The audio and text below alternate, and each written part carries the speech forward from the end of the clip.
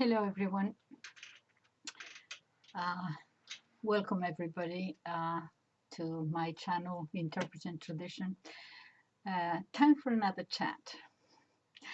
You know that sometimes I'm reading lots of books, and sometimes I feel I need a break, and I just chat with you or tell you about whatever it is on my mind. I thought that today I would talk about two things. First, I'm going to tell you why I created this channel and why I'm reading these books to you. Uh, the books that I'm reading, they're all about Catholic books. One is on the Mass, on the Tridentine Mass, the liturgy, and an explanation written by Fray Juan de los Ángeles, a Spanish mystic of the 16th century. And I have several other books there that I'm reading. And those are my translations into English. And then I thought, well, since I have them in the original Spanish, then why not read them in Spanish too? So they're very well accepted. I have a lot of listeners reading to the Spanish originals, actually. Anyway, so I'm doing this because I want to ask you, if you are following me in any way, to please subscribe, because I don't know exactly, I think I have said this before, I don't know exactly how these things work, but I do know, my daughter tells me that the more subscribers you have, the more it becomes available, the more it is shown to other people. And I think that, you know, who knows, someone might benefit from it, even if it's only one person. One click from you might make it possible for another person to come back to the church or start thinking about, you know, you might influence just by clicking, you might influence someone for the better. Anyway, so that is what I'm doing. But from time to time, I tell you about this world that has left us, is no longer there. And at an advanced age, I thought, well, perhaps it would be a good idea to talk about the past, just in case there are young people there sort of listening to it. Because the world is not in a very good place at the moment, and it's not that everything in the past is better than it is today, not necessarily so, but the world, we are having problems, and many of us are lost. We don't quite understand what is happening socially, politically, and so on, and we feel that we are in some cases abandoned, in some cases not listened to, and so on. So I started talking about my past, okay? And what I have noticed is when I talk about my orphanage days,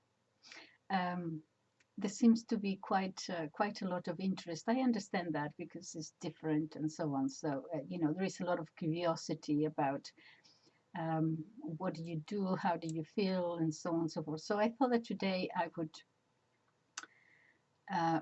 talk a little bit more about it, just to tell you what it was like. Also because in some sort of way, I feel an obligation to talk about it, because what people know of orphanages is very, very negative always. I'm sure that most people have been influenced by seeing these horrible pictures of, I seem to remember an orphanage in Romania where babies were there crying and no one was there looking after them and so on. And it was, you know, quite striking, to say the least.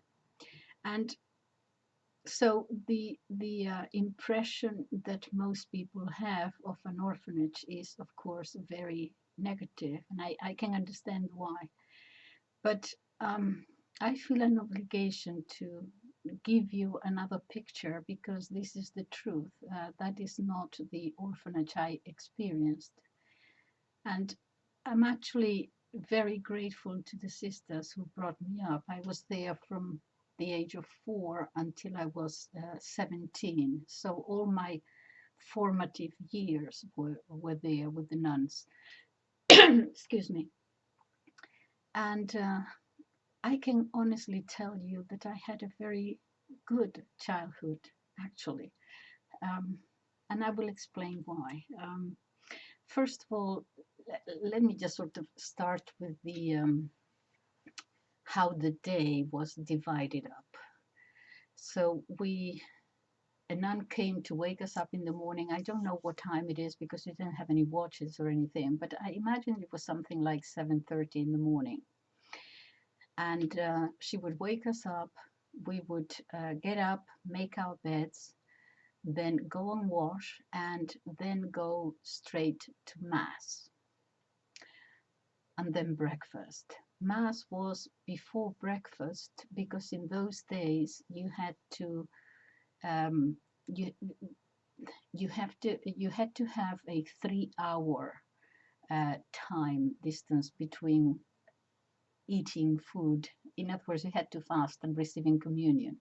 It had to be at least 3 hours. In the past, it was the whole night, but it had been reduced to 3 hours. So the first thing we did was, after washing, we put our veils on and went to Mass.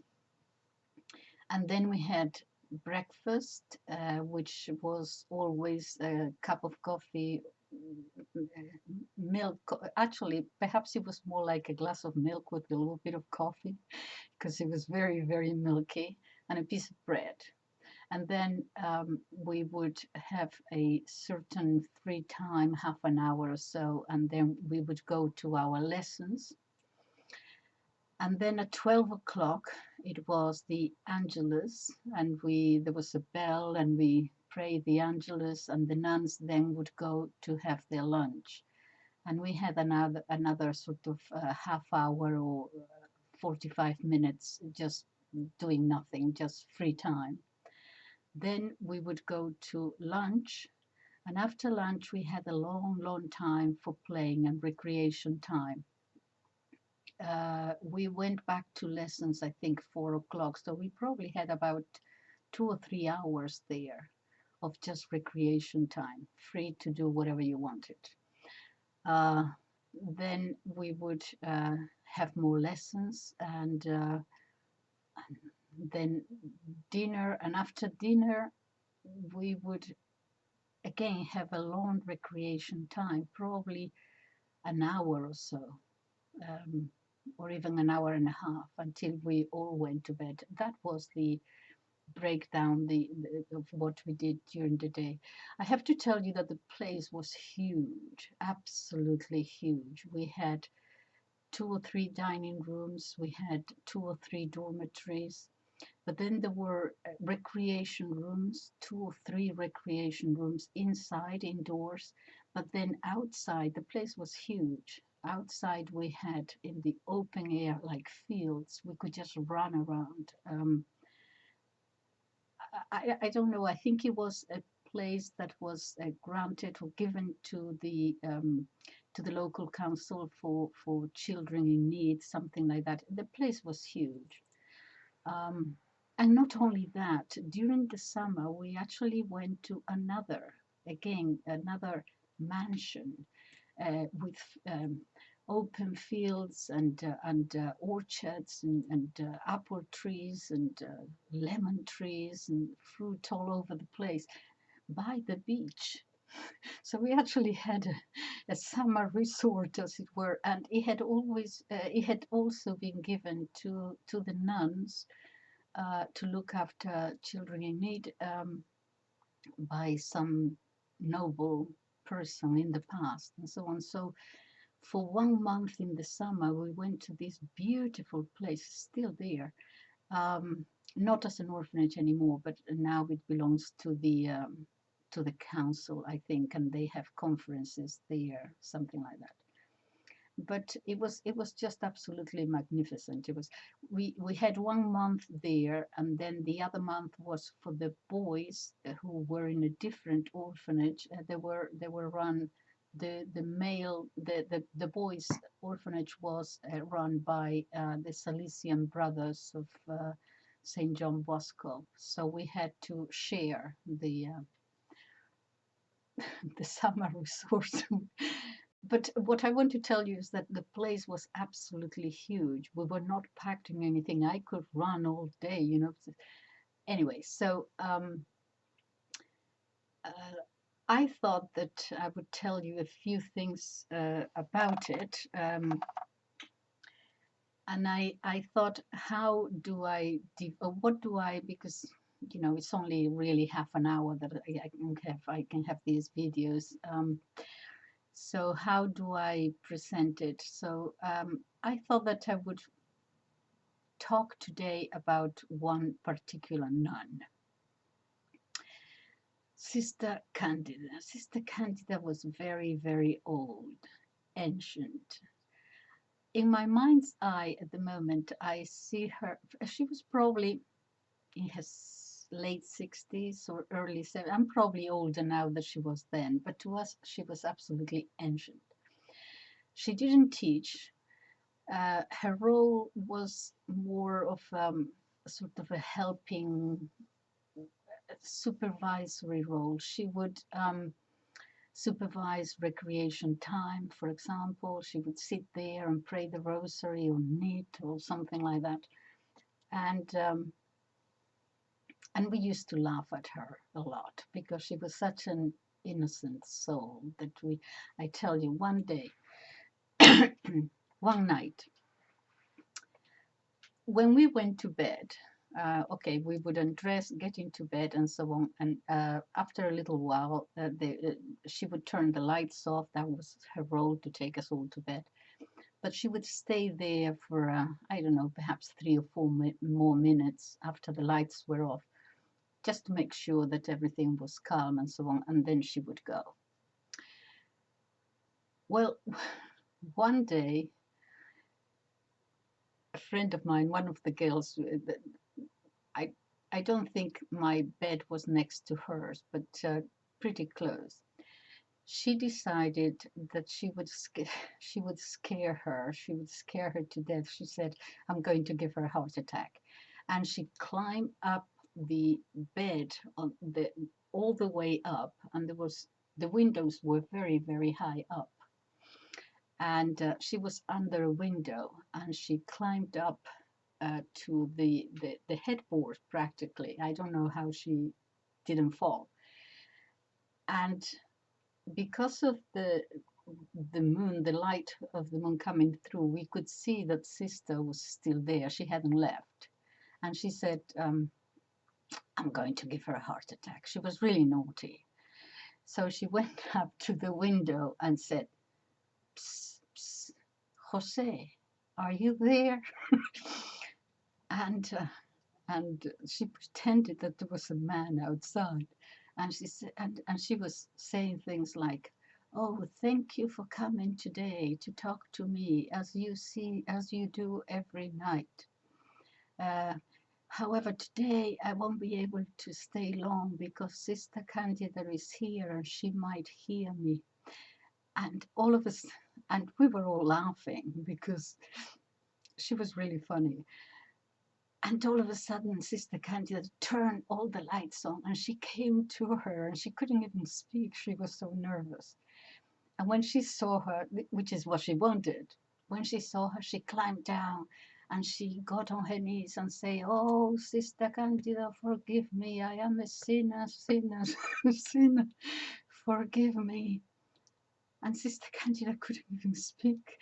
She was so shocked, and she just said to her, "You go to your bed and commend your soul to God." And we were all laughing. I was under the covers, laughing. So anyway, we used to laugh at her a little bit. Sister Candida was also in charge of showing us the film, the projection of the film, because for films, because for 1 year, I think this was in 1960, we had films every Sunday, and she was the one who was at the back projecting the film.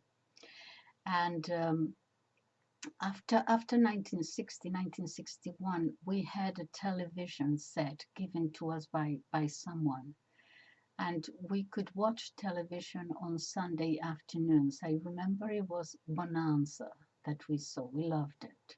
But anyway, the previous year we had films. We saw all the films.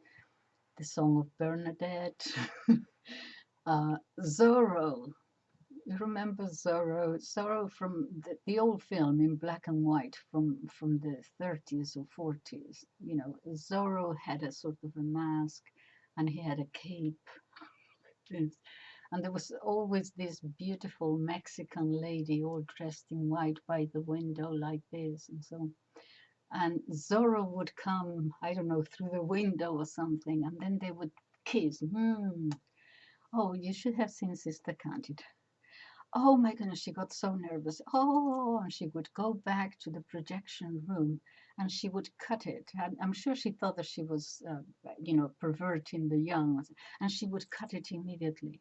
And then she was so innocent that she didn't stay there just in case there was another kiss. She actually came down all the way.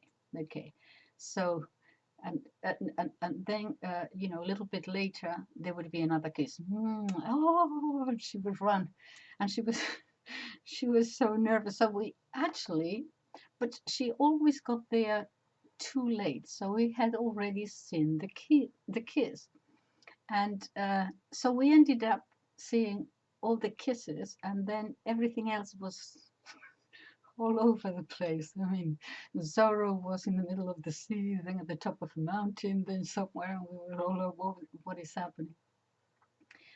Poor Sister Candida. We actually loved her, but she was very, very innocent. Another nun was Sister Magdalena. Sister Magdalena was the vice superior, deputy superior. And she was very, very wise. She was always very quiet, but she observed a lot. I'll tell you one, and this will be the last one. I'll tell you one time, okay, I have to tell you this first. During lunch, we were not allowed to speak during the soup, during the first dish. We ate the soup, and then they would say, okay, you can talk now, and then we'd start talking. That was discipline discipline is not repression. Okay, discipline it teaches you, in other words, to obey the rules. They are actually building character and self-control. There was nothing special about the soup. It could have been that you can talk during the soup and then not to talk during dessert or something like that. But to teach you how to obey rules. This is what is expected of me, and therefore this is what I shall do, kind of thing. Okay, so we were not allowed to talk during soup. But this one particular day, oh, and the punishment was that if you were caught, you would be sent out of the dining room. Outside of the dining room was a huge open field recreation place.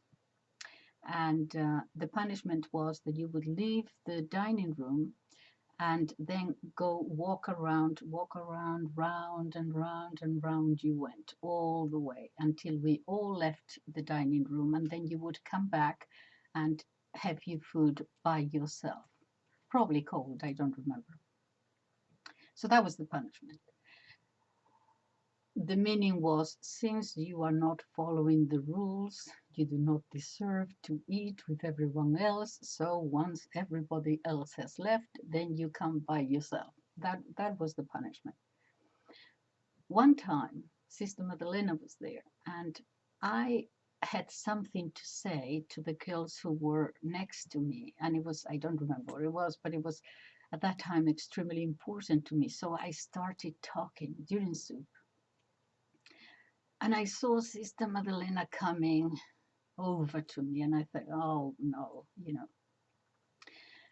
she's going to send me out.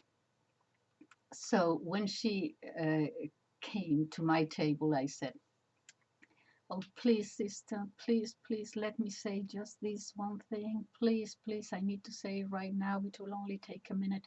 I promise you that I will never, ever again speak for the rest of my life. I won't ever say another word, but please, just let me say this right now. I have to say it right now, because if I don't say it right now, I'll burst, I'll explode. And she stood there and said, well, you just go and explode yourself outside. That is what she did. So I had to go anyway. Another thing that they did was one time, I was already a little bit older.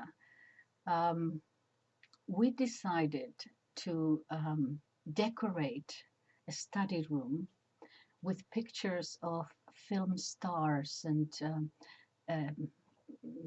kings and queens and things. The cook used to have this magazine called Ola, which is now in other countries Hello magazine. It's all pictures of film stars and singers and things. And we got these several magazines from the cook, and we cut them and we put them on the walls and decorated all the walls with these pictures of Elvis Presley, everyone. Okay, and when they came to tell us that it was time to go to bed, Sister Magdalena just looked at the walls with all the film stars and personalities there. Didn't say a word, didn't say anything. She just looked, and we thought, well, we shocked her a little bit, But she didn't say anything. And we didn't hear anything about it. We were expecting for them to, just give us a sermon about, how useless this was or something like that. But nothing happened. But 2 days later, when we came to the study room, all the pictures had been taken down. And in their place, they had written by hand little pieces of paper with poems or extracts from literature, all written by hand. They had actually spent like 2 days writing this. There were quite a few, I would say about 50, and they were all written by hand, texts from Spanish literature and poems and things like that. That is one thing I remember. What else? I remember so there are so many memories. I think I'll leave it here. I will think of other things. But what I want to tell you is that truly and honestly and as sincerely as I can possibly tell you, I am very grateful to them. I didn't have a bad childhood at all. If I compare it to other children nowadays who are being, abused or something like that, I count myself as very, very lucky and very, very blessed. And so that is what I want to share with you, that my experience was not a negative one at all. There were the things that I will tell you about it some other time, that now we would consider them a little bit shocking. They were probably more, not so much because of them, but because of the times. For example, we only had one shower a week on Saturdays. Things like that. But I think it was more thing of, the times really being the 1950s, more than they were not caring or looking after us. So anyway, this is what I wanted to say today. All right. Hopefully I have answered one or two questions that I received from you. Okay, I'll see you again next time. Bye-bye.